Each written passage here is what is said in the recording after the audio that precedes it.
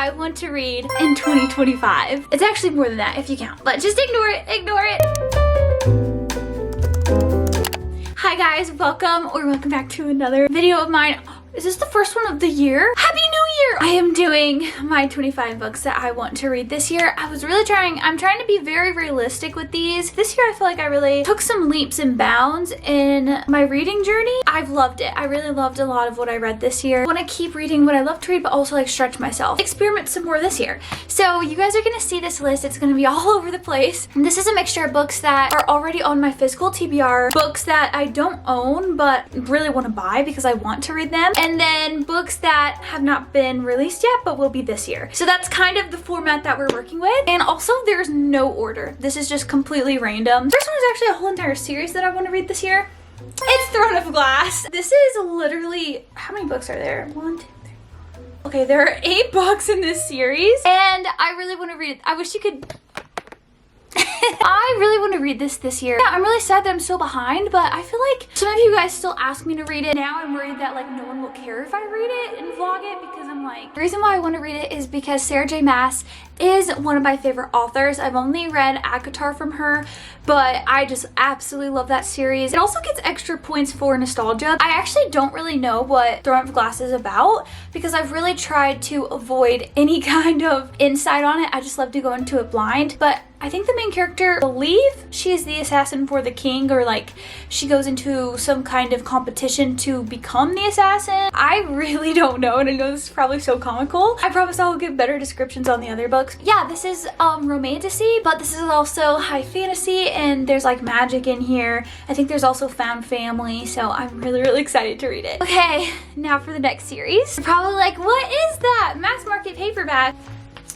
A Game of Thrones by George R.R. Martin. So with A Game of Thrones, I read the first book and I absolutely loved it. Now I just need to finish the rest of the series, and I'm planning on doing all of them this year. Well, all of like the 5 of them. Basically, A Game of Thrones is exactly what it sounds like. It is a Game of Thrones. A battle for the throne. Multiple people want the throne and they're all fighting each other. There's just a lot of politics, a lot of tension. It's actually crazy how the war even begins. It has a lot of influence from historical events. There's dragons. It's really dope, honestly. It's also high fantasy, epic fantasy, grimdark, I would say, for sure. So I'm really excited to continue the series this year. Before we jump into the next book on my 25 books to read in 2025, I know I am not the only one trying to make goals for the year. There's so many other aspects of my life that I really want to make changes this year. Just to name one area is to get on top of my finances. Thankfully, what makes that so much easier is Rocket Money, and they happen to be the sponsor of today's video. Rocket Money is the personal finance app that helps you cancel subscriptions, lower your bills, and just manage your money better. This year, I am using Rocket Money to help set those budgets. Rocket Money will analyze your spending habits to create a custom budget that works with your lifestyle, and you can automatically monitor your spending by category and get notifications when you've exceeded your limits. Rocket Money has helped save its customers up to $740 a year when you use all of their features. And with over $500 million in canceled subscriptions, that is insane. And to save more and spend less, join me and over 5 million members using Rocket Money today. All you have to do is go to rocketmoney.com/Ashlynn, or you can click the link in the description box to get started today for free. And you can unlock even more features using premium. Once again, that's rocketmoney.com/Ashlynn to get started today for free. Thank you so much, Rocket Money. You're helping me and so many other people hop on top of it in 2025. Next, we have a classic, Wuthering Heights by Emily Bronte. This is by one of the Bronte sisters, and I actually read this in high school for one of my English classes, I think my freshman year, and I remember loving it. So I'm excited to read it again this year and see if it still holds up, if I still like it, because I wasn't a reader then. Like, I had to read, but I didn't enjoy it, and I definitely found ways around it, unfortunately. But from what I remember of this book, this is like a romantic tragedy. The main characters are Catherine and Heathcliff. I am so excited to read this because this is also known for revitalizing the Gothic genre, and I think what's so cool is that this is actually told from a different outside perspective. Actually, it's told from a tenant at Mr. Heathcliff's farm. And to be honest, I don't remember much about this book at all, but I really do want to read it and see how it holds up for me, if I still love it. Okay, next up we have a series that I ended up loving this year. It's called Artifacts of Uranus, and it's actually the third book in the series that I now need to read, and it's called Fate of the Sun King. I will warn you, you guys know I don't like books that have a lot of sexual content. I always skip them, but if it's the main plot, then unfortunately that's just a no for me. I just don't enjoy it. It's just not my thing, and that's okay. And with this one, surprisingly, the first one is really bad. Just a little warning. And what I mean by that is there are sexual scenes that kind of come out of nowhere. The second one definitely, for me personally, I felt like it toned it down a lot, but the rest of the series is going to be completely different from the first book. So the first book is about 10 women are a part of a deadly contest to become the Sun Queen. So yeah, I'm so excited to read this. This is definitely romantasy. Next up, we have a book from an author that is rapidly becoming one of my favorites, and it's Upgrade by Blake Crouch. Blake Crouch is becoming a standout author for me. So last year I read Dark Matter by him, and then this year I read Recursion, and Recursion blew me away. Dark Matter I did enjoy, but Recursion is like a 6-star book. I feel like he did that book perfectly, and this is actually considered sci-fi, but his books 100% read like a mystery thriller sci-fi. So if you're into thrillers anyway, but you kind of want some interesting like sci-fi elements, I would definitely recommend Blake Crouch. I don't even know how to begin to describe this book. So the main character, his name's Logan, and he has a horrific family legacy past that we don't know about, but we do know that that is the reason for his targeted upgrade, which is that his genome has been hacked. And I think this is going to be another one that's kind of like a race against time, because what is happening to him with his genome being hacked, the plan is for that to be on a much larger scale and for this to inflict the same changes on humanity at large. So Logan is the one person that is able to actually try and stop this. I'm so excited to read this. I hope that this one's good because his other two have been great. Next is actually not Red Rising. I've already read Red Rising. So far, I have read this much of the series, and Lightbringer is the last one that I need to read that's out right now. I think it's gonna be beautiful. In this world, we have been in war for like a decade. I am so excited because Lightbringer is supposed to be completely different from Dark Age, as in like they're supposed to be not despair. They're supposed to be like victory, hope, light, just like the end of a dark age. At this point, we haven't needed Darrow more. Next up, we have a book that took 2024 by storm, and it's The Nightingale by Kristen Hanna. But I've been wanting to read some other books by Kristen Hanna that I've had for quite a long time. I'm like, you know what, I'll just start with The Nightingale, especially because so many people loved it in 2024. I kind of entered my historical fiction era this year, and I love historical fiction. So I'm really excited to read this one, and this is like so chunky. It's gonna be so good, I just know it. This is a World War II based historical fiction novel. I believe that this actually takes place in France. I think this is also a story of like sisterhood, family, what you will do to keep your family alive. Okay, another author that I've learned to love this year is Pat Conroy. I read The Prince of Tides by him. Be careful before you just jump in. Definitely look up like trigger warnings and difficult topics that are in the book, because there are a lot. But Pat Conroy, I want to read more of him this year, and Beach Music is one on my list, but this is literary fiction to a T. This also has some historical fiction in it, and I actually want to read just a little bit of the back because this is beautiful and I just want to do it justice. This follows Jack McCall. He's an American expatriate in Rome, scarred by tragedy and betrayal. His desperate desire to find peace after his wife's suicide draws him into a painful, intimate search for the one haunting secret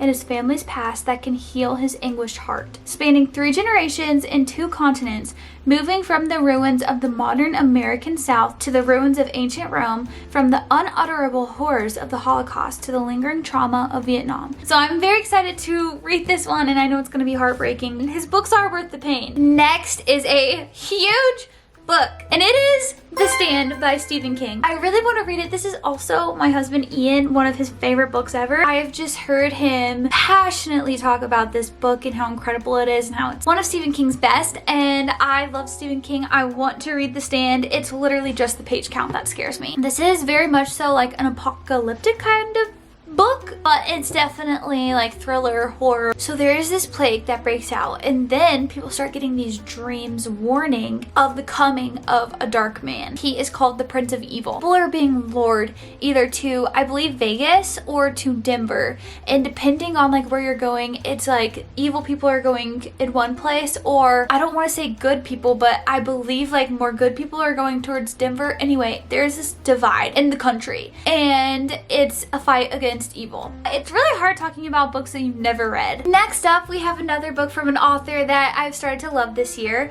Donna Tartt's The Goldfinch. I read The Secret History by her, and I actually loved her writing. I loved her storytelling, and so I want to read more from her, but unfortunately she does not have that large of a catalog. I think she has like 2 other books, but I definitely want to read The Goldfinch because it is a winner of the Pulitzer Prize. Apparently this is like a coming of age novel. It's also contemporary literary fiction. So Donna Tartt does incredible character work. That's what I'm most excited for with this book, but also the plot sounds really interesting to me. It starts out with a 13-year-old boy who has a lovely relationship with his mom but has an absent father, and then tragedy strikes and he survives something that ends up tearing his whole life apart. So he's taken in by a friend's family, and as he's growing up he just really misses his mom, and he is just tormented by the unbearable loss of his mother. And so he like tries searching for her in small things, anything that he can, and he ends up actually being captivated by a painting that ends up tying him to the criminal underworld, and the whole trajectory of his life ends up changing. I think this is a story of loss and obsession, and I'm really excited to read it. I think it's also going to be quite emotional, but I'm so excited. Next up is classical literature, and I actually have 2 copies of this book, so I had to show both, but it's Pride and Prejudice by Jane Austen, of course. I read my first Jane Austen novel last year, Persuasion, and it was so good, but I feel like I'm going to love Pride and Prejudice. I'm so excited to read it because I feel like it is the true enemies to lovers book. The next one is called The Prison Healer. This is another book that kind of focuses around trials, but it's really interesting. I think it focuses on elements. Those elements are used to torment certain prisoners. And so there's a 17-year-old working as the prison healer. And so the rebel queen ends up being captured, and she is terminally ill. And the main character is told to keep her alive long enough for her to undergo the trials, which is like the trials with the elements and stuff. And it's kind of saved for the worst criminals because your likelihood of surviving are close to none. So the main character gets a coded message from her family saying, keep her alive, we are coming. The only way she knows she can keep the queen alive is by volunteering in her place. So that's what she does, and I'm really excited to read this book. Everyone loves it, so I'm so excited to read it. Okay, I'm gonna start speeding this up because I just realized I'm taking forever. Next is Daughter of No Worlds by Carissa Broadbent.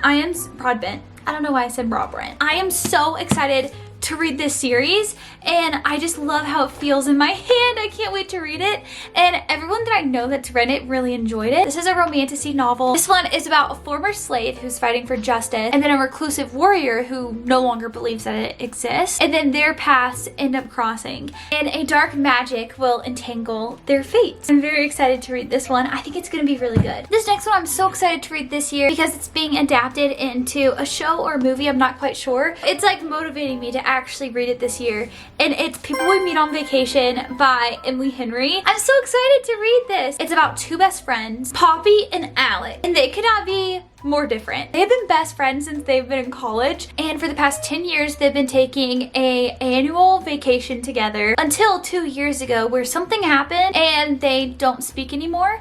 But she was asked, when is the last time that you've been happy? And she was like 2 years ago on that vacation. So she's determined to make things right again, and she somehow convinces him to go on another vacation. This next book sounds freaking insane. I have been wanting to read it for so long, and I literally don't know why. I've never read anything from this I've never read anything from this author, but I just really want to read this book. It's called The Will of the Many by James Islington. I really want to read this, but it is a chunky beast. Oh, it's not that bad. It's not too bad. This is high fantasy, epic fantasy. I think there's some sci-fi elements in it as well. Some people have said that this book is like dark academia meets the Hunger Games, and I am so excited to read this, and it is a part of a series. Another series that I really want to read this year that I have to read is Lord of the Rings. This is the craziest freaking edition of it.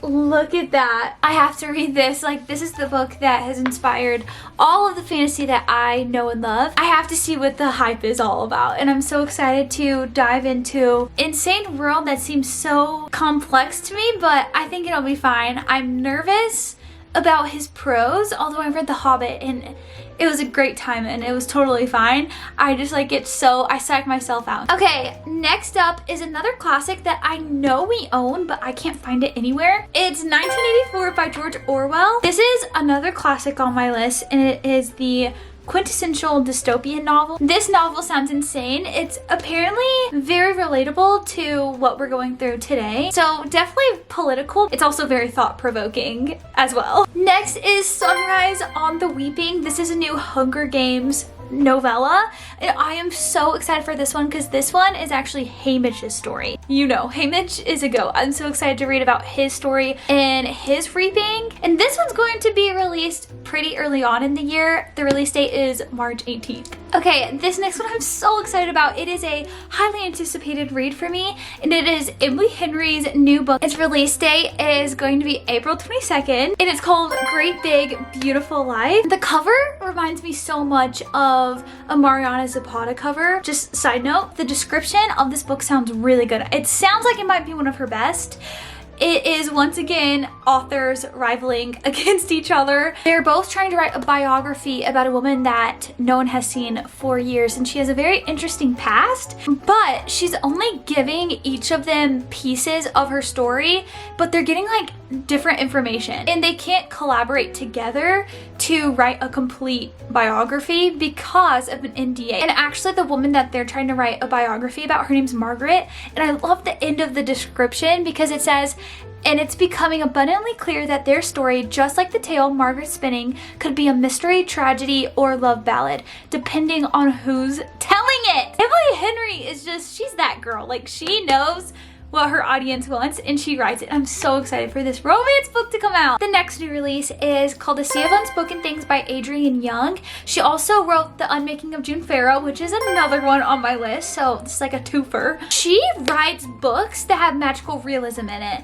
and I'm really excited to read The Unmaking of June Farrow first. Hopefully love it, which I think I will, because so many of like my booktube friends love this book and have raved about it. So both of these take a place on this list, but for this one specifically, it sounds like a mystery. This is going to be coming out in January 7th. This is about a woman whose brother passes away in a tragic accident. She starts investigating his mysterious death while also revisiting some things from her past. And so James actually ends up going to her small town to kind of rehash her past, and she ends up connecting with the only man she's ever loved. His name's Micah, and he's the only one who really knows what happened to her brother and the events that led up to it. Evidence starts coming to light during her investigation of her brother's death. She has to decide what truths stay buried and what truths are exposed. This next one also comes out January 7th. It's called Beg, Borrow, or Steal. It's by Sarah Adams. This is the third book in the When in Rome series. The first one is When in Rome, and the second one is Practice Makes Perfect. And each sister gets a little novel, and it's so cute. You're just seeing these sisters find love, basically. Sarah Adams does it in such a tasteful way. I just realized that I said each sister gets a novel. Their brother got the first novel. I always think Amelia is one of their sisters. This one sounds so funny because it's enemies to lovers, but it's two second grade teachers feuding. And I think it's just gonna be quirky and a really fun, lighthearted read. So I'm very excited for it. This next one has been on my list ever since Haley started talking about it, and it's called The Ministry of Time. I really want to read this one because it's like a historical romance, it sounds like, but also speculative fiction, and there's time travel elements, which I don't know, all of those things don't sound like they would mesh, but apparently that's what makes this story so unique, is that it's done so well. Next is a book that I have once again been putting off for way too long. So many of my booktube friends love this one as well, and it's The Cruel Prince. This is the first book of the Folk of the Air trilogy. I think it's a trilogy. This has fairies in it, and it's also an enemies to lovers romance. The main character, her name's Jude, and her parents were murdered when she was 7, and her sisters were taken to live in the treacherous high courts of Fairy. And fast forward now 10 years in the future, she wants nothing more than to belong there. But many of the Fae actually despise humans, especially the prince. And I think the main character ends up like trying to climb the ranks somehow, and she ends up forming a very dangerous alliance to save her sisters and the Fae. So I don't know, I'm very excited to read this one. Guys, I forgot number 25. 25! This is not a complete list unless I have 25 books that I want to read in 2025. How did I forget this one? I have no idea. It's Abby Jimenez's new book, Say You'll Remember Me. This is a contemporary romance novel that comes out April 1st. Well, these are the 25 books that I want to read in 2025, and you do have permission to be holding me accountable throughout the year. Once again, I want to say thank you so much to Rocket Money for sponsoring today's video, and don't forget to go to rocketmoney.com/Ashlynn or click the link in the description to get started today for free. I will see you guys in the next one. Bye!